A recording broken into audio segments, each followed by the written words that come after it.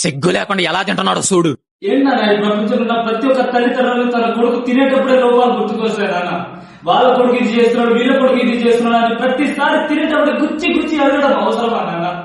పక్కన కొడుకు మీద ఉండే కొంచెం నమ్మకం నీ కొడుకు మీద పెట్టుంది. నీ కొడుకు ఎప్పుడో ప్రయోజకుడు అవ్వటం నాన్న. కొంచెం మీద గుర్తించండి నాన్న. నాలాడు మీ నాన్న కులోడు, నేను కులోడిని, నువ్వు కులోడిని, మన వంశం అంతా కులోడుగా బ్రతికేస్తే ఇంకెన్ని రోజులు అన్న మధ్యతరగతి బ్రతుకు బతకాలి? కులోడి కొడుకు పుట్టడం నా తప్పు కాదు నాన్న. జీవితాంతం మధ్యతరగతిగా పుట్టడమే నా తప్పు నాన్న. నేను ఇంకా మధ్యతరగతి కుటుంబంలో బతకాలని అనుకోవట్లేదు. అందుకే నాలాంటి కోసం బిగ్ బాస్ 10 అగ్ని పరీక్ష సీజన్ 2 అనేది నాలాంటి మధ్యతరగతి కామనర్స్ కోసం పెట్టానన్న. ఒక్క అవకాశం అన్న. నేనేంటో ఏదో నేను నేర్పించుకుంటున్నా. జీవితం ప్రతి ఒక్కరికి ఒక అవకాశం ఉంటుంది. ఈ బిగ్ బాస్ అగ్ని పరీక్ష నాకు అవకాశం కాదు నాన్న. ఇది నేనేంటో ఏదో నన్ను నిరూపించుకోవడానికి నాన్న. స్వామి సన్ ఆఫ్ వెంకటపతి ఒక కుర్రుడి కొడుకులాగా కాదు నాన్న.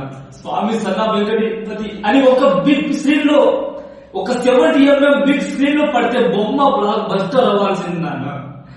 ఒకే ఒక అవకాశం.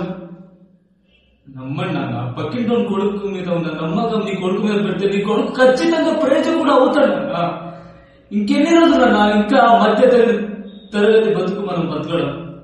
ఒకే ఒక అవకాశం నాన్న. నన్ను నేను నేర్పించుకోవాలన్నా. ఇంకెన్ని రోజులన్నా 15,000, 16,000, 20,000 బతకడం ఇంకా నా వల్ల కాదు నాన్న. కుటుంబం కోసం నేను చేసి చాలు. నాకంటూ ఒక కోరిక ఉంది. అది నన్ను చేపించే అవకాశం ఇవ్వండి నాన్న. నాన్న మాకు కూడా ఉంటుందన్న. ఒక మంచి ఉద్యోగం ఉండాలి, మంచి స్థాయిలో ఉండాలి, నా తల్లిదండ్రులను బాగా చూసుకోవాలి అని ప్రతి ఒక్కరికి ఒక్కొక్క కోరిక ఉంటుందన్న. కానీ నాకంటూ ఒక క్షణం లేదు నాన్న. ఆ క్షణం వచ్చినప్పుడు నేనేంటో నిరూపించుకుంటున్నానా. ఎందుకు నాన్న పక్కింటోని కొడుకు మీద ఉన్న దృష్టి నీ కొడుకు మీద ఒక్క 1% పెట్టుంటే ఎంత బాగుంది నాన్న. పక్కింటోని కొడుకు మీద ఉన్న నమ్మకం నీ కొడుకు మీద పెడితే నీ కొడుకు ఎప్పుడో ప్రయోజకుడు అవుతాడు నాన్న. ప్రతి దానికి ఒక రోజు ఒక క్షణం ఉంటుంది.